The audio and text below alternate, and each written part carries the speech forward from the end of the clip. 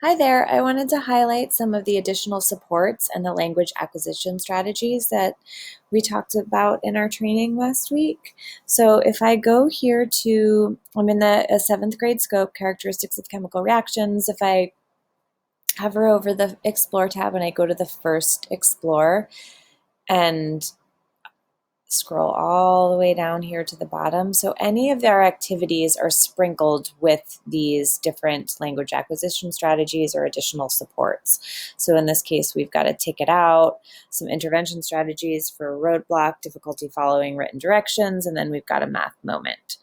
So many of these are pulled from this really great section in our teacher toolbox, which I would like to show you now. If we go here to secondary,